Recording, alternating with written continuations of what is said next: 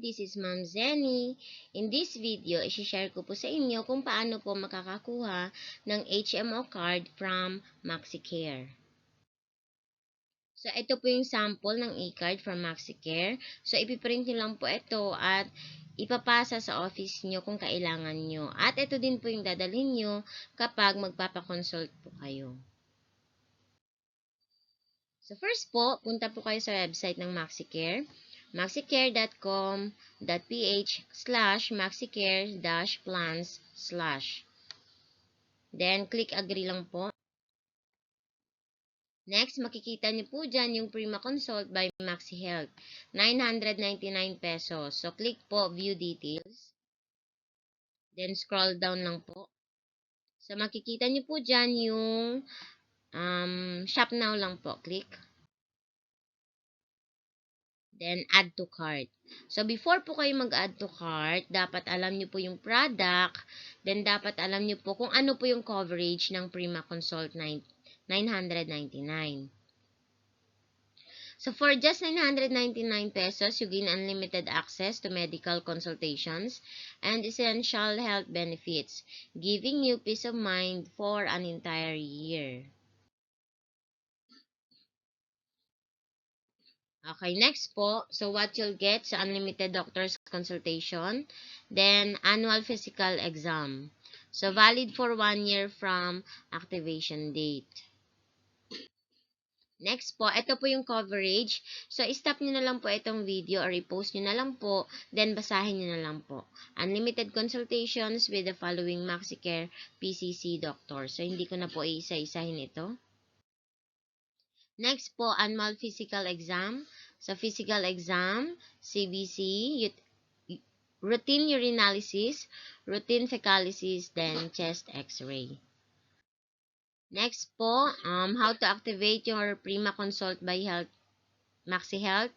After your purchase, you need to activate your Prima Consult e-voucher or physical voucher with the reference code before you can avail these benefits. The membership registration period is up to 3 months from the date of purchase. So, ibig sabihin po, may 2 parts po ito. Purchase po muna, then registration na po. Click the registration link sent to your email. So, that is after the purchase na po. Enter the reference code you'll receive by email and complete your details. Once successfully registered, you will receive an email together with your Prima Consult by MaxiHealth electronic card, e-card within 24 hours. You may start enjoying unlimited consultations once you receive your e-card. Next po, reminder. So, pakibasa nyo na lang po yan. Okay, so balik po tayo dito. How to purchase. So, click add to cart. Next po, dito po is double check nyo po ito. Dapat 1 lang po yan ng dyan.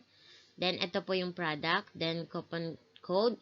Then, agent. So, kung may kilala po kayong agent, hingin niyo po yung kanilang agent code. Kasi, mas maganda po kasi na may agent kayo para if may mga queries kayo or may mga follow-up kayo or may kailangan kayo i-correct, may agent kayo na matatanungan. May agent na magpa-process. So, ilagay niyo po dito yung agent code. Then, click apply. Then, sales agent added po. So, makikita niyo po dyan. Naka-check na po ito. Green. Then, sales agent applied. Then, click check out na lang po. Next, billing information. So, dito niyo po ilalagay ang inyong name. So, complete name po yung ilagay niyo dito. Tax identification number. Then, address po. Next po, select payment method. So, pwede po GCash, pwede din po na PayMaya. So, dito po, yung ilalagay niyo po dito, enter payment details. Yung details niyo po, kahit na gumamit kayo ng account ng iba or GCash account ng iba, pero dapat yung ilalagay niyo po dito ay details niyo po. Next po, so, double check niyo po yung email address. Yung email address po, yung pinaka-importante dyan, dapat tama po. Kasi, through email niyo po matatanggap yung payment confirmation. So, you will receive payment confirmation through this email. So, dapat tama po itong email address na ilalagay nyo. So, confirm email address, then click pay. So, next po, dito po yung account na gagamitin nyo sa pagbayad. So, kung hindi nyo po account, so ilagay nyo po dito yung mobile number na gagamitin nyo, then yung password. Okay. Next po, click login. Next, please enter the one-time PIN that we sent to your mobile number. So, yung account po kanina na gagamitin nyo sa pagbayad. Then, click verify lang po. So, next po, so makikita nyo po dito yung amount na babayaran nyo. So, dapat 999 lang po yan dyan. So, kung sumobra po, balik po kayo dun sa purchase kanina, then bawasan nyo po yung number of product. Kasi baka nag 2 or 3 kaya malaki. So, eto po, double check nyo. Dapat 999 pesos lang po. Then, click confirm to pay. Next po, so dito nyo makikita yung transaction ID. So, ito po yun. So, payment date, then payment method. So, ito po yung inyong binayaran. MaxiCare Health Services, 999 pesos. Okay, next po, hintayin na lang po back to merchant. Ito po yung seconds. So, magka-countdown lang po yan. Hintayin nyo magbalik siya dun sa from the start po kanina. Next, ito po yung makikita nyo. Pag nag-back to merchant na po, ito po yung makikita nyo. So, don't forget to screenshot this one. So, dapat ma-screenshot nyo to, yung purchase nyo po. So, thank you for your order. Confirmation sent to your email po. So, ito po makikita nyo sa taas. Meron pong email si MaxiCare. So, ito po yung reference number, order number, date, method, amount, agent. So, dito po makikita yung name ng agent. Buyer, then TIN number mo po, then address. So, ulitin ko po, dapat po tama po yung email address na ilalagay nyo. Kasi dun nyo po matatanggap yung registration link. So, ito po yung email from MaxiCare. So, dalawa po yan. So, yung isa po, yung receipt po. So, ito po yun, yung receipt po. Next po ay yung confirmation information, customer information. So, yan po yung billing address nyo. Next, eto na po yung my registration link. So, importante po ito. So, hindi po natatapos yung process dun sa purchase pa lang. So, dapat may second po yan, registration po. So, kung matatanggap nyo po sa email address itong registration link, ito po yung i-click nyo. Then, click lang po, registration link. Next, eto po. Dito nyo po ilalagay yung inyong information sa registration form. Make sure po na tama po yung mga informations na ilalagay nyo dito. So, patient, yung first name nyo po yan. Middle names, last name, birthday, gender, civil status, email, required po yan kasi dyan nyo po mamaya matatanggap yung inyong e-card. Then, confirm email. Ito po, uulitin ko, dapat tama po ito. Kasi kapag mali po, hindi nyo po agad matatanggap ang inyong e-card. Kapag tama po yan dyan, saglit lang po, matatanggap nyo na agad yung e-card nyo, then mapiprint nyo. Pero, kapag mali po ito, magpa-process pa po kayo, then maghihintay pa kayo ng ilang days para ma-approve po yung correction ng inyong email address. Ulitin ko, make sure po na tama ang inyong email address. Huwag lang po double check kahit na 3 times, 4 times, 5 times nyo pa yun i-check. Basta, sigurado kayo na tama yung email address nyo. Next, mobile number, then address po, then postal code, then click nyo lang po ito, agree to terms, then this one po, click lang po. Next po is MaxiCare Health Services. Ito po yung makikita nyo dyan. Welcome, valued members. So, thank you for choosing Maxi Health. Your Prima Consult membership is going to be activated within 24 hours. In the meantime, we shall be sending a membership confirmation via email within the next 24 hours. Please check this email. Ito po yung email. Diyan po isi-send yung inyong e-card. Kaya sabi ko po kanina, dapat tama po yung email address nyo. Kasi, may times na po na nangyari na po na mali yung email address na inilagay dyan. So, wala po siya natanggap na e-card.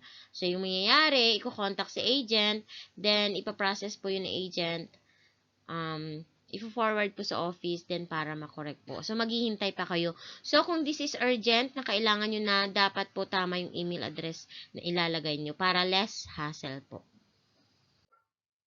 So, next, after that, ito po yung matatanggap nyo na email, your Maxi Health Membership Card. So, makikita nyo po dyan yung e-card at saka yung agreement. So, click nyo po yan. So, ito po, your Maxi Health Membership Card. So, yan na po yung card nyo. So, coverage period po. So, from activation date po. So, August 22, 2025 to August 21, 2026. So, full name, plan, then card number. So, yan po yung importante. You now have your Prima Consult e-card, your membership ID, and passport to enjoy the full benefits of the healthcare plan. So, yan po yung Prima Consult offers the following benefits. So, basahin nyo na lang po yung mga coverages po. Next po, ito po yung attachments na makikita nyo dyan sa baba po ng email. So, click nyo po itong Maxi Health e-card. Yan po yung e-card, and this is the agreement. So, click that one. So, ito po yung agreement. So, the member has the right to cancel or revoke this agreement within 15 days of receipt by returning the Maxi Health Card or e-voucher upon cancellation. The membership fee paid will be fully refunded if the member does not cancel or revoke this agreement within 15 days period. So, ibig sabihin, pwede po kayo mag-cancel or revoke within 15 days. Pero sana po, before po kayo mag-purchase ng product, ay sure na po kayo. Kasi po, pag cancel kayo, kawawa naman yung agent sa pag-process or kung ano man po yung process nito. So, dapat, make sure po sa purchase nyo na sigurado na kayo. Okay? Wag lang po yung nagdadalawang isip pa kayo. So, make sure na sigurado po kayo sa product na ito. So, next po yung e-card. So, ito po yung e-card. So, 2 pages po yan. Pero, pwede nyo po yan i-print na magkasama po sa isang page. So, ito po, 2 pages. So, click nyo lang po ito yung sa printer po kung ipiprint nyo na. Okay, next po is yung sa settings po. Dapat, ito po yan, fit to printable area. Then, ito po, pages per sheet. 2 po. So, para magkasama po yung 2 page sa isang page lang po. Then, next, print. Click nyo lang po yung print. So, magkasama na po yung 2 pages sa isang page. So, that's all for today. Thank you very much po. So, sana makakatulong po itong video. Please share nyo na rin po kasi baka marami din po matulungan yung video na ito. So, kung kailangan nyo ng e-card, try nyo po itong MaxiCare 999. Thank you. Please like and subscribe.